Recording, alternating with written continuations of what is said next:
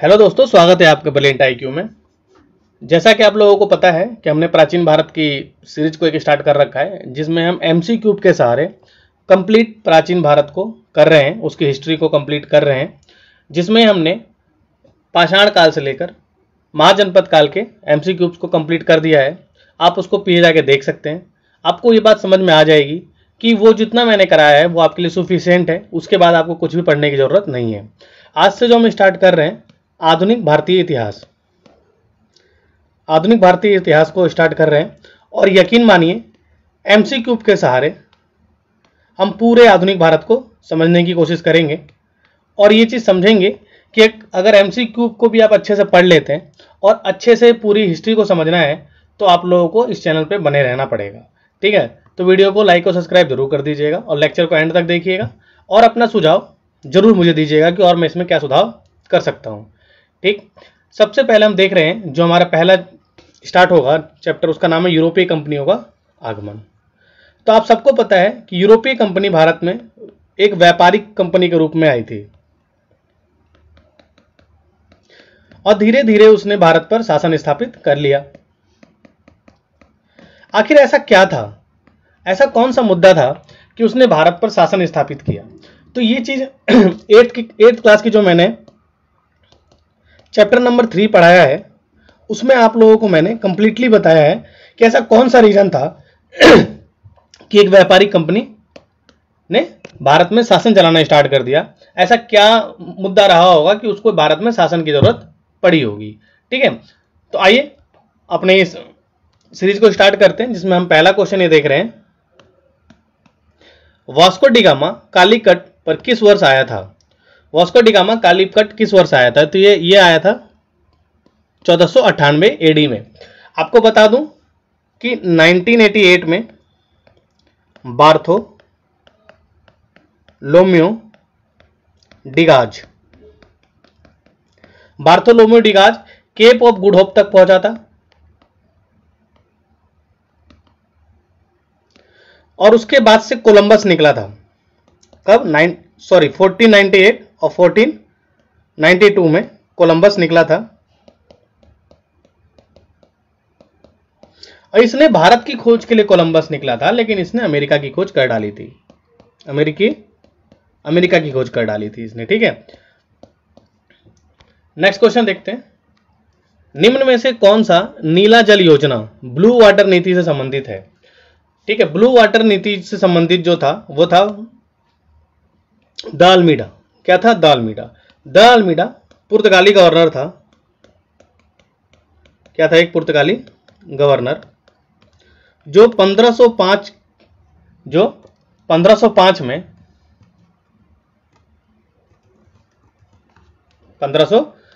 में पुर्तगालियों का गवर्नर बनके भारत आया था। ठीक है, इसने ब्लू वाटर पॉलिसी चलाई। इसने क्या चलाई? ब्लू वाटर पॉलिसी चलाई कि अगर आपको समुद्र में व्यापार करना है तो आपको हमसे क्या लेना पड़ेगा? इजाजत लेनी पड़ेगी। उसके लिए आपको कुछ पैसे देने पड़ेंगे। तो ब्लू वाटर पॉलिसी संबंधित कौन है? द अल्मीडा का पूरा नाम था फ्रांसिस्को द अल्मीडा। ठीक है, ये भारत में पहला वायसराय गवर्नर बन के आया था पुर्तगाली की साइड से। ठीक, अगला क्वेश्चन है, मध्यकाल में सर्वप्रथम भारत से व्यापार संबंध स्थापित करने वाले थे। मध्यकाल में सबसे पहले भारत से व्यापार संबंध किसने स्थापित किया था? तो सबसे पहले जो स्टार्ट किया था उनका नाम था पुर्तगालियों ने ये स्टार्ट किया था। अगर इनका क्रम देखें तो सबसे पहले पुर्तगाली आए थे भारत में। सबसे पहले भारत में कौन आए? पुर्तगाली आए। उसके बाद कौन आए? उसके बाद डच लोग आए। डच कहां से रिलेटेड थे? तो डच नीदरलैंड से संबंधित रहे थे।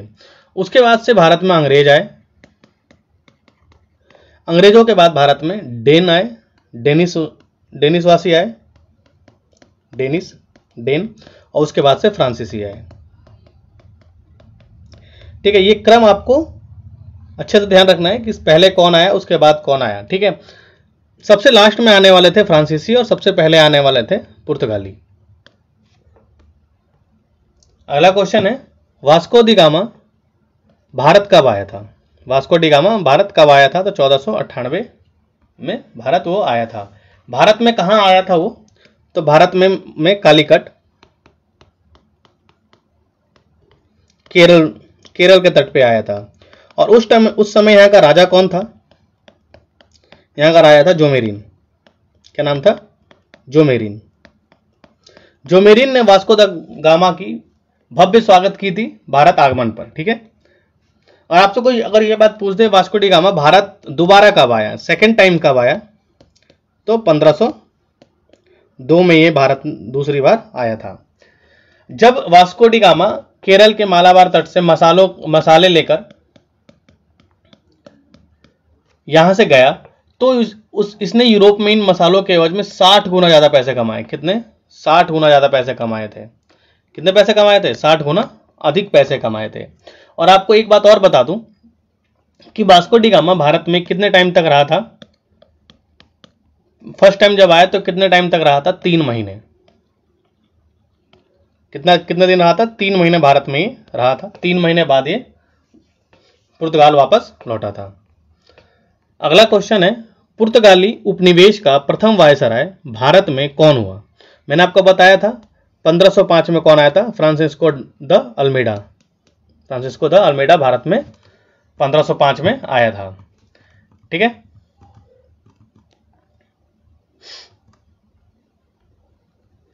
अगला क्वेश्चन है, निम्नलिखित में से किसने वास्को डी गामा का कालीकट में स्वागत किया? मैंने अभी आपको जस्ट बताया था कि उसका नाम था जोमेरिन, जिसने कालीकट में वास्को डी गामा का स्वागत किया था। ये छत्तीसगढ़ पीसीएस ने 2022 में पूछा है। क्वेश्चन कह रहा है, वास्को डी गामा के संबंध में कौन सा कथन सही है? वास्को डी गामा 1498 में भारत की यात्रा के समय कालीकट के शासक जोमेरिन था। सही है एकदम। मैंने आपको बताया था 1498 में जब कालीकट आया था वास्को डी गामा, उस समय वहां का जो राजक था, वहां का जो शासक था, उसका नाम था जोमेरिन। प्रथम यात्रा में वास्को डी गामा लगभग 1 साल भारत में रहा।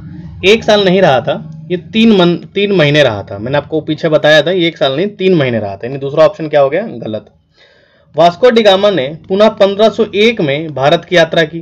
1501 में नहीं, 1502 में भारत की यात्रा की थी। ठीक है, तो दूसरा और तीसरा ऑप्शन गलत है, यानी ऑप्शन नंबर केवल 1 सही उत्तर होगा। नेक्स्ट क्वेश्चन है, आपको मिलान करना है।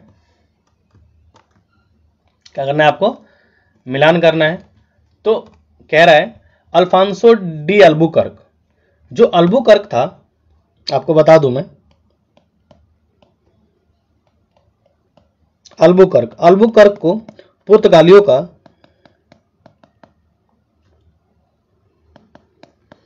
वास्तविक संस्थापक माना जाता है। क्या? वास्तविक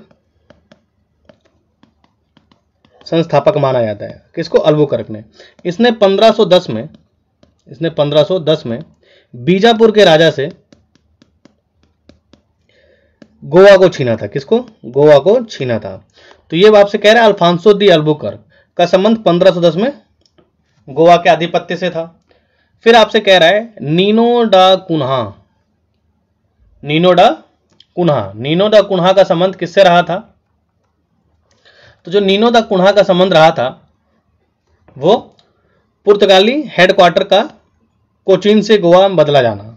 जो पुर्तगाली हेडक्वार्टर है उसने कोचीन से गोवा लेके चला गया। पेट्रो अल्वेरेज कब्राल, इसका संबंध था सितंबर 1500 में भारत आगमन। ये जो है इसने सितंबर 1500 में भारत में आगमन किया था। और फ्रांसिस्को डी अल्मेडा आपने जस्ट अभी देखा था, ब्लू वाटर नीति। वैसे आपको अगर 1 या 2 भी पता हो, जैसे अल्फांसो डी अल्बुकर्क का चौथा और अल्मेडा का ब्लू वाटर पॉलिसी, तब भी आप टिक मार के आगे निकल सकते हैं। ऑप्शन नंबर बी सही उत्तर हो जाएगा। नेक्स्ट क्वेश्चन भी है, सूची 1 को सूची 2 से क्या करना है? सुमेलित करना है। कह रहा है कि कौन कहां से संबंधित रहा था, किसका संबंध कहां से था? तो कह रहा है क्रिस्टोफर कोलंबस जो था, जिसने अमेरिका की खोज की थी 1492 में, वो कहां से संबंधित था? तो वो संबंधित था इटली से। कहां से? इटली से संबंधित रहा था। जैक्स कार्टियर कहां से संबंधित था? तो जैक्स कार्टियर संबंधित था फ्रांस से। कहां से? फ्रांस से। Sir Francis sir Francis Drake कहाँ से संबंधित रहे थे? तो ये यूके से संबंधित रहे थे, यूनाइटेड किंगडम के, यूके से यानी यूनाइटेड किंगडम से इनका संबंध रहा था। फर्डिनेंड मैगलन, इनका संबंध था पुर्तगाल से। यानी अगर ऑप्शन देखा जाए तो 3 4 2 1, 3 4 2 1, कहीं दिख रहा है आपको 3 4 2 1? जी 3 4 2 1 ऑप्शन नंबर ए सही उत्तर हो जाएगा। ये बीपीएससी ने 2023 में क्वेश्चन पूछा हुआ है। निम्नलिखित में से कौन भारत आने वाला यात्री पुर्तगाल देश का नहीं है? इनमें से ऐसा कौन है जो पुर्तगाली नहीं है, पुर्तगाल से संबंधित नहीं है? इनमें से ऐसा कौन है? तो कह रहा है डुआर्ट बारबोस, पुर्तगाल संबंधित है या नहीं है? डोमिंग पायस, फॉर्नोवा नुनीज और पीटर मुंडी। तो जो पीटर मुंडी हैं ये पुर्तगाल से संबंधित नहीं है, पीटर मुंडी पुर्तगाल से संबंधित नहीं है। ये एक ब्रिटिश व्यापारी हैं। क्या है ये? ब्रिटिश व्यापारी रहे थे। ये क्या थे? एक ब्रिटिश व्यापारी रहे थे। बाकी इन तीनों का संबंध किससे रहा था? पुर्तगालों से रहा था। यूपीआरओ ने 2021 में क्वेश्चन पूछा हुआ था। अगला क्वेश्चन है भारत में पुर्तगाली शक्ति का वास्तविक संस्थापक कौन था? मैंने अभी आपको बताया था 1510 में अल्बुकर्क ने गोवा छीना। तो और वास्तविक संस्थापक भी कौन रहा था? अल्बुकर्क ही था। ये 2003 में पूछा हुआ क्वेश्चन है। नेक्स्ट क्वेश्चन कह रहा है भारत में यूरोपीय शक्तियों के प्रवेश के संदर्भ में निम्नलिखित में से कौन सा कथन सही नहीं है? कथन देखते हैं। पुर्तगालियों ने 1499 में गोवा पर कब्जा किया था। नहीं, 1499 नहीं, 1510 में गोवा पे कब्जा किया था इन्होंने। तो पहला ऑप्शन ही क्या हो गया? गलत हो गया। और यही इस क्वेश्चन का सही उत्तर भी होगा। अगला स्टेटमेंट है अंग्रेजों ने अपना पहला कारखाना दक्षिण भारत में मछलीपट्टनम में लगाया। सही है। पूर्वी भारत में अंग्रेजी कंपनी ने 1633 में उड़ीसा में पहला कारखाना लगाया। ये भी सही है। ड्यूप्ले के नेतृत्व में फ्रांसीसियों ने 1746 में मद्रास पर कब्जा किया था। यह ऑप्शन भी सही है। यानी ऑप्शन नंबर ए ही गलत हो जाएगा। यह यूपीएससी ने 2003 में पूछा था। पुर्तगालियों ने भारत में निम्नलिखित में से किस स्थान पर प्रथम दुर्ग का निर्माण किया था? पहले दुर्ग का निर्माण पुर्तगालियों ने किस स्थान पर भारत में किया था? तो वो स्थान कौन सा था? उस स्थान का नाम था कोचीन। क्या नाम था? कोचीन नाम था। ठीक है। और कब? 1503 में। कब? 1503 में। नेक्स्ट क्वेश्चन है किन यूरोपियों ने भारत में प्रथमतः समुद्रिक व्यापारिक केंद्र स्थापित किए थे? तो उनका वो थे पुर्तगाली। सबसे पहले भारत में पुर्तगाली सत्ता ही आई थी और उन्होंने समुद्रिक व्यापार भारत में सबसे पहले स्थापित किया था। नेक्स्ट क्वेश्चन है बंगाल की निम्नलिखित फैक्ट्रियों में से एक जो पुर्तगालियों द्वारा स्थापित की गई थी, जो पुर्तगालियों द्वारा स्थापित की गई थी वो कौन थी? बंगाल में ऐसी कौन सी कंपनी थी जो पुर्तगालियों द्वारा स्थापित की गई थी? उसका नाम था हुगली। क्या नाम था? हुगली।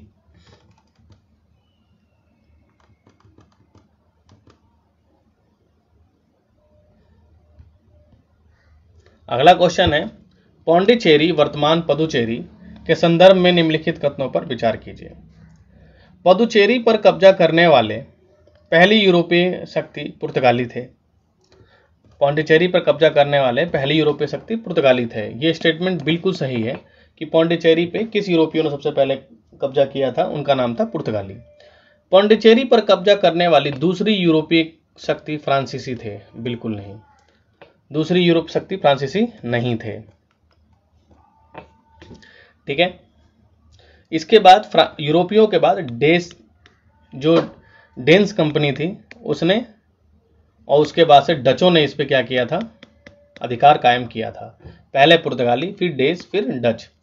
अंग्रेजों ने कभी पौंडीचेरी पर कब्जा नहीं किया। ये स्टेटमेंट भी गलत है। अंग्रेजों ने 1814 में पौंडीचेरी पर कब्जा किया था, लेकिन 1814 पौंडीचेरी पे कब्जा कब किया था अंग्रेजों ने? तो अंग्रेजों ने किया था 1793 में। लेकिन 1814 में जब पेरिस की संधि हुई, पेरिस की संधि, तो इसको दोबारा पौंडीचेरी को फ्रांसीसियों को लौटा दिया गया। ठीक, तो स्टेटमेंट गलत है, ऑप्शन नंबर ए क्या हो जाएगा? सही उत्तर हो जाएगा। हुगली को बंगाल की खाड़ी में समुद्री लूटपाट के लिए किसने अड्डा बनाया? यूपीएससी ने 1995 में क्वेश्चन पूछा है, तो ऑप्शन नंबर ए इसका सही उत्तर हो जाएगा। ठीक है, नेक्स्ट क्वेश्चन देखते हैं। बंगाल की खाड़ी में समुद्री डकैती हेतु हुगली का उपयोग कौन करता था?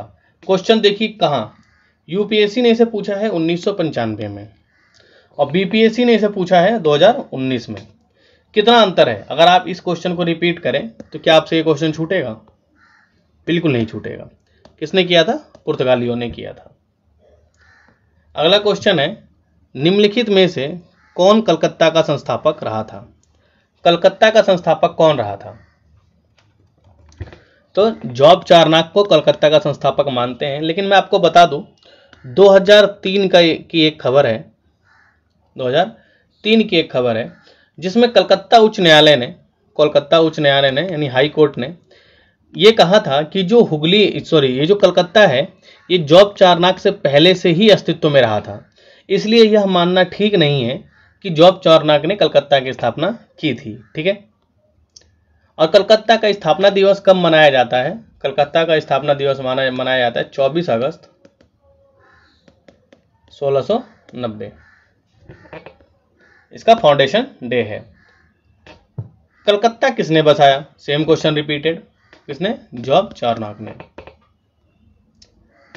निम्न में से किस स्थान पर भारत में प्रथम नगर निगम स्थापित किया गया? ऐसा कौन सा स्थान था जहां सबसे पहले नगर निगम स्थापित किया गया था? तो नगर निगम स्थापित करने वाला जो स्थान था वो था मद्रास। यूपीपीसीएस ने 2021 में क्वेश्चन पूछा हुआ है। अगला क्वेश्चन है, भारत के साथ व्यापार के लिए सर्वप्रथम संयुक्त पूंजी कंपनी किन लोगों ने आरंभ की थी? संयुक्त पूंजी की कंपनी यूपीएससी ने 1994 में क्वेश्चन पूछा है। ठीक है, संयुक्त पूंजी कंपनी स्टार्ट की थी डच ने सबसे पहले, उसके बाद अंग्रेजों ने की थी। निम्नलिखित कथनों में से कौन सा एक सही है? सही उत्तर पूछ रहा है, यूपीएससी ने 2005 में क्वेश्चन पूछा हुआ है। सही उत्तर बताते हैं। आधुनिक कोच्चि भारत की स्वतंत्रता तक डच उपनिवेश था। आधुनिक कोच्चि भारत की स्वतंत्रता तक डच का उपनिवेश था? तो नहीं। कोच्चि किसका उपनिवेश रहा था? तो डचों का नहीं था, ये पुर्तगालियों का रहा था, तो ये गलत रहेगा। डचों ने पुर्तगालियों को पराजित किया और आधुनिक कोच्चि में उन्हें फोर्ट विलियम्स का निर्माण किया। ऑप्शन नंबर बी बिल्कुल सही उत्तर है और सही ही ये पूछ रहा था। आधुनिक कोच्चि पहले डच उपनिवेश था? नहीं, गलत है, पहले पुर्तगाली उपनिवेश था। आधुनिक कोच्चि कभी भी ब्रिटिश उपनिवेश का भाग नहीं था, ऐसा नहीं है, ब्रिटिश उपनिवेश का भाग भी रहा था। अब देखिए, यूपीएससी ने 2022 में ये क्वेश्चन पूछा है। क्या पूछा है 2022 में क्वेश्चन? लेटेस्ट क्वेश्चन है। देखिए, भारतीय इतिहास के संदर्भ में निम्नलिखित कथनों पर विचार करना है। डच लोगों ने पूर्वी तटीय क्षेत्रों में गजपति शासकों द्वारा प्रदान की गई जमीनों पर अपनी फैक्ट्रियां, गोदाम स्थापित की। किसने? डचों ने। नेक्स्ट देखते हैं। क्या अल्फांसो द अल्बुकर्क ने बीजापुर सल्तनत से गोवा को छीना था? बिल्कुल, मैंने आपको बताया था शुरू में 1510 में। कब? 1510 में। अंग्रेजी ईस्ट इंडिया कंपनी ने मद्रास में विजयनगर साम्राज्य के एक प्रतिनिधि से पट्टे पर ली गई जमीन के एक प्लॉट पर फैक्ट्री स्थापित की थी। ये ऑप्शन भी क्या है? सही है। लेकिन जो गजपति शासक आप देखते हैं, ये गजपति शासक डचों के टाइम पे थे ही नहीं। ये डचों के टाइम पे थे ही नहीं। इनका जो शासनकाल रहा था वो 16वीं शताब्दी के ही थे। ये कब के थे? गजपति शासक 16वीं शताब्दी के थे और यहाँ पे डचों से इनका कोई लेना देना नहीं रहा था, इसलिए ऑप्शन नंबर ए गलत हो जाएगा। और जब ऑप्शन नंबर ए यानी पहला ऑप्शन गलत है तो 3 गलत और 2 और 3 सही हो जाएंगी। ऑप्शन नंबर बी सही उत्तर हो जाएगा। ये यूपीपीसीएस ने पूछा है। ठीक है, क्या पूछा है? भारत में ईस्ट इंडिया कंपनी की सफलता का राज क्या था? भारतीयों में राष्ट्रीय भावना की कमी, बिल्कुल सही है। उस समय राष्ट्रीयता की कमी थी भारत में। कंपनी की एक सेना को पश्चिमी प्रशिक्षण मिला था तथा उसके पास आधुनिक हथियार थे। ठीक, ये भी क्या है? सही है। ये ऑप्शन भी क्या है? सही हो जाएगा। भारतीय सैनिकों में राष्ट्रीय भावना का अभाव था, जिसके फलस्वरूप कोई जो उन्हें अच्छा वेतन दे अपनी सेवा में लगा सकता था। बिल्कुल, पैसा दो पैसा फेंको तमाशा देखो, ये भारतीय सेना का भाव था। और उपयुक्त तीनों ही कथन क्या है? सही है नहीं, ऑप्शन नंबर डी सही उत्तर हो जाएगा। अगला क्वेश्चन देखते हैं। निम्नलिखित ब्रिटिश कंपनियों में से किसे भारत में व्यापार करने का पहला अधिकार पत्र प्राप्त हुआ? पहला अधिकार पत्र किसको प्राप्त हुआ था? तो पहला अधिकार पत्र जो प्राप्त हुआ था वो प्राप्त हुआ था 1592 में लिवेंट कंपनी को। कब? लिवेंट कंपनी को। ठीक, नेक्स्ट क्वेश्चन। लंदन में ब्रिटिश ईस्ट इंडिया कंपनी के गठन के समय भारत का निम्नलिखित में से कौन बादशाह था? जब लंदन में ईस्ट इंडिया कंपनी का गठन हो रहा था 1600 ईस्वी में, तो भारत का जो बादशाह था उसका नाम था अकबर। क्या नाम था? अकबर। क्योंकि अकबर की मृत्यु 1605 में हुई थी, उसके बाद जहांगीर राजा बना था। तो जो ईस्ट इंडिया कंपनी का समकालीन रहा वो कौन था? अकबर।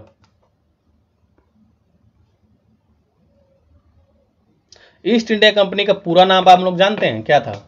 इसका पूरा नाम था the governor and company of merchants of London trading into the east Indies. ठीक है, नेक्स्ट क्वेश्चन है। यूपीएससी ने लगातार 2 बार रिपीट किया था, 2008 में और 2009 में। किस मुगल सम्राट के काल में ईस्ट इंडिया कंपनी ने भारत में सर्वप्रथम कारखाना स्थापित किया? तो उस टाइम पे जो राजा थे वो कौन थे? अकबर की मृत्यु हो चली थी और अब राजा बन गए थे जहांगीर। कौन? जहांगीर। पहला जो ऑर्डर मिला था 1611 में मछलीपट्टनम में व्यापार के लिए दिया गया था, और दूसरा 1613 में सूरत, और पहले मछलीपट्टनम में। किसको? ईस्ट इंडिया कंपनी को। अगला क्वेश्चन है। भारत में 1613 ईस्वी में अंग्रेजों ने अपनी पहली फैक्ट्री कहां स्थापित की? अभी बताया था मैंने, 1613 में सूरत में। निम्नलिखित में से किस अंग्रेज अधिकारी ने पुर्तगालियों को स्वाली के स्थान पर हराया था? स्वाली के युद्ध में किसने हराया था अंग्रेजों को? तो उसका नाम क्या था? Thomas best. थॉमस बेस्ट ने स्वाली के युद्ध में अंग्रेजों को हराया था।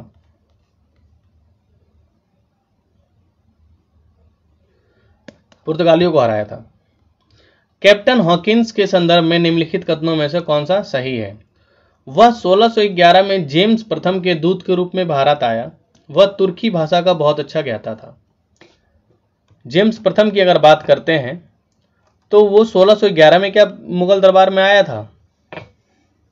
नहीं, जेम्स हॉकिंस नहीं आया था। इसका नाम था 1611 में आने वाले का William Hawkins. William Hawkins, captain Hawkins नहीं, विलियम हॉकिंस। ठीक है, तो ऑप्शन नंबर बी क्या हो जाएगा? इसका सही उत्तर हो जाएगा।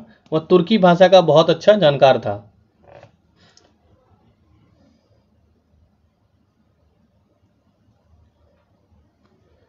तो पहला ऑप्शन तो गलत है, क्योंकि कैप्टन हॉकिंस नहीं, विलियम हॉकिंस था। और दूसरा ऑप्शन सही है, ऑप्शन नंबर बी सही उत्तर हो जाएगा। ये यूपीपीसीएस ने 2023 में क्वेश्चन पूछा हुआ है। ठीक है, नेक्स्ट क्वेश्चन है। 17वीं शताब्दी में ईस्ट इंडिया कंपनी का कारखाना स्थित था। कहां कहां स्थित था ईस्ट इंडिया कंपनी का कारखाना 17वीं शताब्दी में? देखो ये क्वेश्चन लेटेस्ट है, यूपीएससी ने 2021 में पूछा है। भारूच में, चिकाकोल में, त्रिचिलो पोली में, त्रिचिनोपोली में कहाँ कहाँ स्थापित था? तो ओनली भारूच में 17वीं शताब्दी में ईस्ट इंडिया कंपनी का कारखाना स्थापित था। ठीक। नेक्स्ट क्वेश्चन है, निम्नलिखित यूरोपीय व्यापारिक कंपनियों में से किसने सूरत में सर्वप्रथम कारखाना खोला था? सूरत में, तो सूरत में सर्वप्रथम कारखाना किसने खोला था? अंग्रेजों ने खोला था। ठीक। अगला क्वेश्चन है, वर्ष 1613 में ईस्ट इंडिया कंपनी को कहां एक कारखाना स्थापित करने की अनुमति मिली थी? यूपीएससी ने 2006 में पूछा है, तो वो था सूरत। किसने दी थी? जहांगीर ने दी थी। अगला क्वेश्चन है, ईस्ट इंडिया कंपनी के प्रारंभिक दौर में वेस्टर्न प्रेसिडेंसी कहां थी? जो वेस्टर्न प्रेसिडेंसी थी वो कहां पर स्थित थी? वेस्टर्न प्रेसिडेंसी कहां स्थित थी बताओ?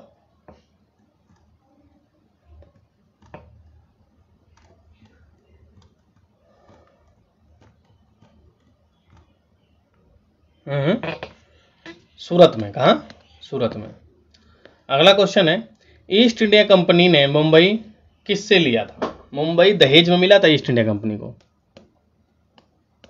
पुर्तगालियों ने दिया था इंग्लैंड के राजकुमार को, इंग्लैंड के राजकुमार को पुर्तगालियों ने दिया। ठीक है, और उससे ईस्ट इंडिया कंपनी ने ले लिया, यानी पुर्तगालियों से मिला था दहेज के रूप में। ठीक, और ये दहेज किसको मिला था?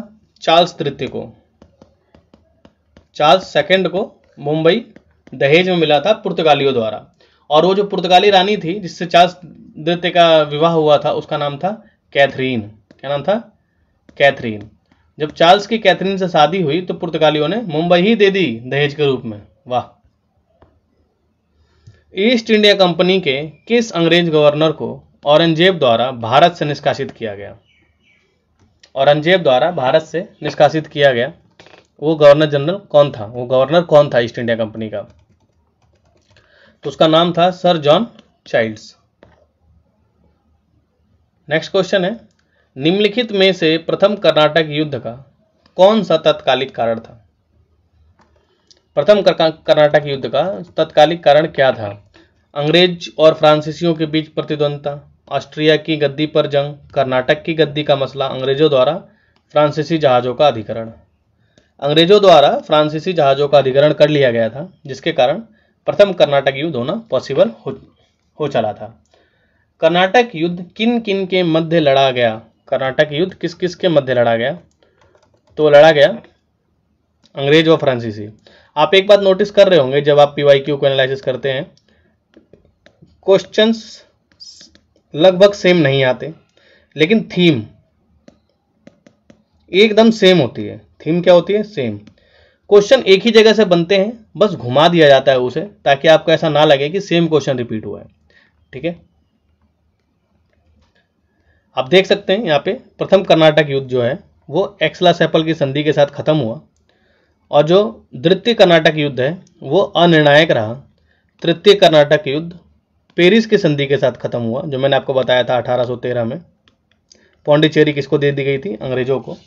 और प्रथम मैसूर युद्ध ब्रिटिशों की हार हुई थी। प्रथम मैसूर युद्ध में ब्रिटिशों की हार हो गई थी। निम्नलिखित में से कौन सा एक सही सुमेलित नहीं है? बोल रहा है इनमें से कौन सा एक सही सुमेलित नहीं है। तो कर्नाटक का प्रथम युद्ध 1746 से 48 के बीच हुआ था, सही है। कर्नाटक का द्वितीय युद्ध 1750 से 52 के बीच हुआ, 1750 से 52 के बीच। यही ऑप्शन क्या हो गया? गलत हो गया, क्योंकि ये जो युद्ध हुआ था ये 1749 से 54 तक हुआ था, सेकंड कर्नाटक युद्ध। ठीक है, तो ये ऑप्शन आपका सही होगा, क्योंकि गलत ही पूछ रहा था। फिर भी आगे देखते हैं। कर्नाटक का तृतीय युद्ध 58 से 63, सही है। पानीपत का तृतीय युद्ध, जिसमें अहमद शाह अब्दाली और प्लस मराठों के बीच युद्ध हुआ था। ठीक है, पानीपत का तृतीय युद्ध। प्रथम युद्ध आपको सबको पता है 1526 में, और सेकेंड वॉर 1556 में। ठीक है, पानीपत का। नेक्स्ट क्वेश्चन है, अंबुर का युद्ध के संदर्भ में क्या कथन सही नहीं है? छत्तीसगढ़ ने 2022 में क्वेश्चन पूछा है अंबुर के युद्ध के बारे में। यह लड़ाई 1752 में लड़ी गई। अंबुर के युद्ध की लड़ाई 1752 में लड़ी गई। ये ऑप्शन क्या है, बिल्कुल सही है। इस युद्ध में मुजफ्फरजंग, चंदा साहेब और फ्रांसीसी सेना ने मिलकर अवरुद्दीन का मुकाबला किया। अवरुद्दीन का मुकाबला किया। ये ऑप्शन क्या है, गलत है, ऐसा नहीं है। ठीक है, ये स्टेटमेंट गलत है। इस युद्ध में और अवरुद्दीन की सेना को हार का सामना करना पड़ा, नहीं, अवरुद्दीन जीत चुका था। इस युद्ध में अवरुद्दीन जीता था। तो तीसरा ऑप्शन भी क्या हो गया, गलत हो गया। इस हिसाब से देखा जाए तो हमारा ऑप्शन नंबर डी सही उत्तर है, केवल एक। जो अंबुर का युद्ध है वो कब लड़ा गया था, सॉरी इसमें नहीं पूछ रहा है ना,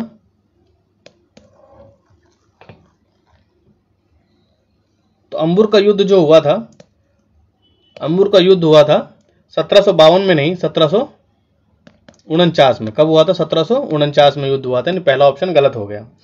पहला ऑप्शन गलत हो गया तो तीन स्टेटमेंट गलत हो गए ये, और 2 और 3 सही हो जाएगा। इस युद्ध में मुजफ्फरजंग, चंदा साहेब और फ्रांसीसी सेना ने मिलकर अवरुद्दीन का मुकाबला किया, सही है। इस युद्ध में अवरुद्दीन की सेना को हार का सामना करना पड़ा था, यह स्टेटमेंट भी सही है। निम्नलिखित में से कौन सा प्रथम यूरोपीय व्यक्ति था जिसने भू क्षेत्र अर्जित करने के उद्देश्य से भारतीय राजाओं के झगड़ों में भाग लेने की नीति आरंभ की? उसका नाम था ड्यूप्ले। ड्यूप्ले ने इस नीति की शुरुआत की थी और अंग्रेजों ने इस नीति की परिणति की, यानी अंत तक अंग्रेज इसी नीति पर अड़े रहे जो अंग्रेजों की घेरे की नीति थी, और जो सहायक संधि थी वो कहीं ना कहीं इसी की प्रारंभिक मानी जाती है। भारत में फ्रांसीसियों ने अपना सबसे पहला कारखाना निम्न में से कहाँ खोला था? फ्रांसीसियों ने सबसे पहला कारखाना कहाँ खोला? तो फ्रांसीसियों ने अपना सबसे पहला जो कारखाना खोला था वो सूरत में खोला था। कहाँ खोला था? सूरत में। कब? 1664 में। और अंग्रेजों ने यहाँ सूरत में जो कारखाना खोला था वो 1513 में खोला था। 1613 में जहांगीर की इजाजत से खोला था, 1613 में। ठीक, नेक्स्ट क्वेश्चन, फ्रांसीसी ईस्ट इंडिया कंपनी स्थापित हुई थी। फ्रांसीसी ईस्ट इंडिया कंपनी किसके शासनकाल में स्थापित हुई थी? तो 16वें नहीं था लुई, 15वां नहीं, 13वां नहीं, लुई 14वें के शासनकाल में स्टार्ट की गई थी। निम्नलिखित में से किसे भारत में फ्रांसीसी कंपनी का संस्थापक माना जाता है? फ्रांसीसी कंपनी का संस्थापक इनमें से कौन था? तो उसका नाम था कॉलबर्ट। क्या नाम था? कॉलबर्ट। बंगाल में निम्न में से कौन सा कारखाना डचों ने स्थापित किया था? तो बंदेल डचों का कारखाना था? नहीं। चिनसूरा ये डचों का कारखाना रहा था, और हुगली भी डचों की कारखाना रही थी। श्री रामपुर डचों का कारखाना नहीं थी, यानी इसका आंसर बी या सी दोनों में से कोई भी हो सकता है। डच ईस्ट इंडिया कंपनी ने किस वर्ष अपनी फैक्ट्री पटना में स्थापित की थी? पटना में डचों ने अपनी फैक्ट्री कब स्थापित की थी?